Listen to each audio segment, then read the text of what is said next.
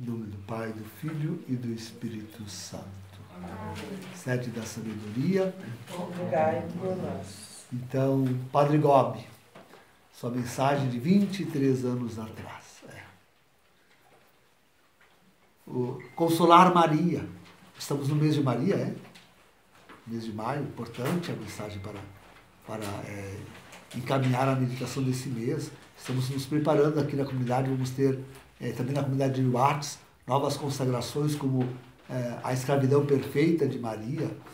E nesses pontos que ela nos propõe aqui, pronto, né? Temos toda de mão cheia a meditação para o dia de hoje, com certeza temos. Ela pede para ser consolada. É grave isso. Ela pede para ser consolada. E ser consolada, sobretudo, e em primeiro lugar, pelos seus, ela chama os filhos prediletos, sacerdotes. Né? Sacerdotes, quem são os sacerdotes na igreja? Os bispos e os presbíteros, né? Os bispos e os presbíteros. Ser consolada pelos sacerdotes. Em primeiro lugar, na oração. Né? Na oração. Então, é o que nós assistimos depois do Vaticano II. E aqui no Brasil isso é em profusão, dizer, as pastorais. Né? O orgulho de um pároco é poder, sempre tem isso lá na porta da igreja, né? O mural, onde apresentam as inúmeras pastorais. Quanto mais pastorais, e mais reuniões, e mais encontros, e mais grupos, e mais organizada. Esse é um grande pároco. Um grande pároco.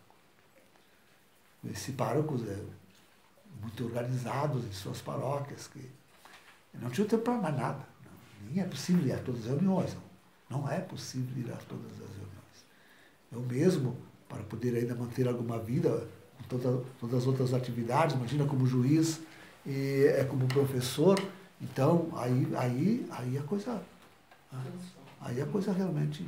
Aí eu digo, vamos reunir-nos todos num único salão, uma única noite, e todas as pastorais lá se reunindo, eu vou, visito um pouquinho cada um e acabou. Né? Porque não é possível, o padrão. E o resto da vida sacerdotal, como é que fica? Né? E aí é que está. Né? Essas muitas e muitas atividades se perderam os padres, se perderam.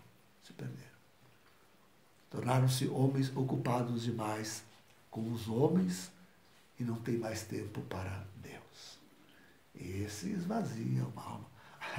Acabamos de assistir aí, essa semana, um padre, parece que era meio famoso aqui no Brasil, chamado Eduardo, popularmente era Dudu. Né? Ele chegou a ter 13 encargos na diocese numa época. Foi uma e duas vezes ele pediu o ano sabático, 13 anos de sacerdócio. 13 anos de sacerdócio. Pediu uma ou duas vezes licença do ano sabático, já não... O estresse, não... E agora abandonou o sacerdócio. Mas isso foram milhares. E buscaram tanta coisa, consolo, né? Tanto pecado, consolo. Então... E quantos estão aí ainda assim mesmo, nessa mesma vida, né?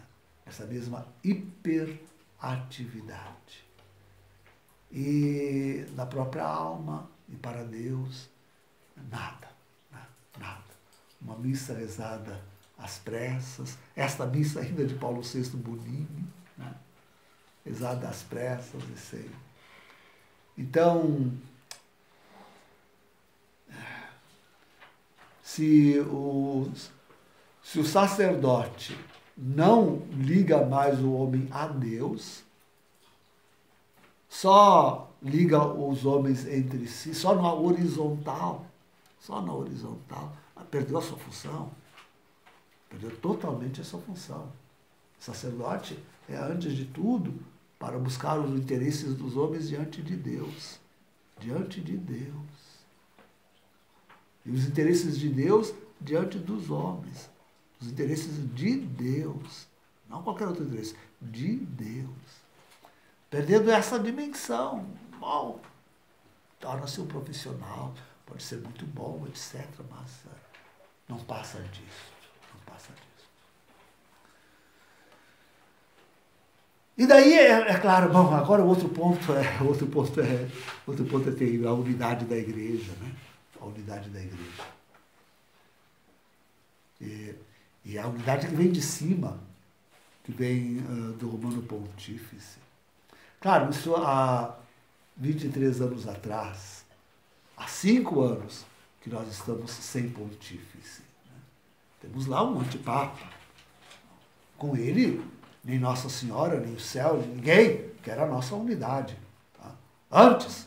Antes, agora é hora de romper esta unidade para manter a unidade com a Igreja Católica. Quer dizer, e tantos padres não conseguem compreender isso. Nem poderão, porque não rezam, não rezavam, não rezam. Né? Não poderão jamais compreender isso. Hoje, para conservar a unidade com a Igreja Católica, é preciso romper radical, fortemente, com o antipapa Francisco. Né? Porque ele é que rompeu com a Igreja Católica. Ele é que rompeu com todos os seus antecessores. Ele é que rompe com o papado, destruindo-o. Ele é que rompe com tudo, com tudo. Ele que rompe com o próprio episcopado. No fundo, a causa dessa inteira igreja chilena, todos os bispos do Chile pedirem demissão, é porque ele fez o fiasco. Todos nós sabemos que ele favorece o pecado. Todos nós sabemos que ele favorece a homossexualidade. Todos nós sabemos que ele favorece a pedofilia. Todos nós sabemos que ele oculta. E como a coisa ficou muito escancarada naquela viagem. Então, quer dizer, na verdade, dizer uma bobagem, mas quem devia pedir a demissão era ele. Ele é que devia pedir a demissão. Eu digo que é uma bobagem porque não pode pedir. As Sagradas Escrituras apontam o fim dele. Leia o Apocalipse. Lá está apontado o fim deste homem. Então ele não sairá. Iludem-se. E não confiam nas Sagradas Escrituras. Ainda essa semana ele voltou a insinuar que poderia afastar-se. Ilude-se. Ilude-se aqueles que pensam que ele fará isso. Não, ele cumprirá as Sagradas Escrituras até o fim. Como dizia Jesus, é necessário que se cumpram as Sagradas Escrituras. É necessário que se cumpram as Sagradas Escrituras. O fim dele já está escrito.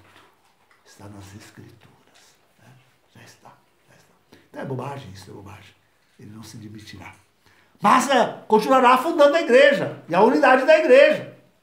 Continuará prejudicando-a. Assim, enormemente. Não é só o Chile. Essa semana ele não fez aquele sermão lá na casa da Santa Marta, dizendo claramente, olha, só faltou ele ter aquela bandeirinha do Lula livre, né? E Dilma no poder, e Dilma de volta no poder. Só faltou aquela... Só faltou. Foi direto para o Brasil. Ora, por favor, esse homem. Não é possível. Então, sim, sem dúvida nenhuma, este ponto é tremendo, né? Da falta da unidade. A igreja perdeu. O que dava unidade à igreja e ao mundo, digamos uma vez, era justamente o papado. Rompido o papado, perde-se a unidade. Né? Perde-se completamente a unidade. Mas o terceiro ponto não é menos interessante, hein?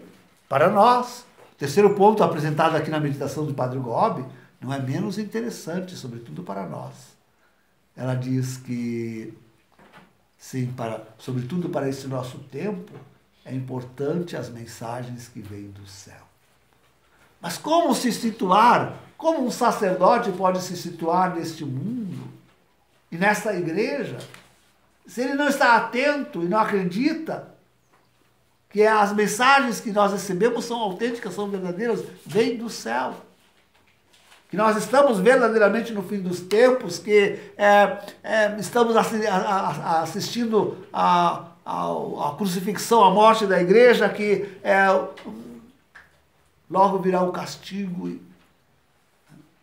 É preciso, queridos, para fazer uma obra de Deus hoje, é preciso estar atento com o que hoje acontece. E o que é da ordem de hoje? Da ordem de hoje é o fim dos tempos. Da ordem de hoje é o fim do mundo. Da ordem de hoje são os acontecimentos escatológicos. Isso é o da ordem de hoje. E que adianta promover 1000 pastorais, todas desatualizadas, porque não levam em conta. Não levam em conta esta mensagem. Não levam em conta. E não adianta, não leva. Tem medo. Tem medo. Os homens de igreja, os padres, bispos, cardeais. Agora esses dias um falou aí, vocês ouviram? O cardeal Eik. Cardeal. Ele disse, né? Olha, o fato de termos Francisco sobre a igreja só pode querer dizer uma coisa. Está se realizando o artigo 675, é esse o número, né? 675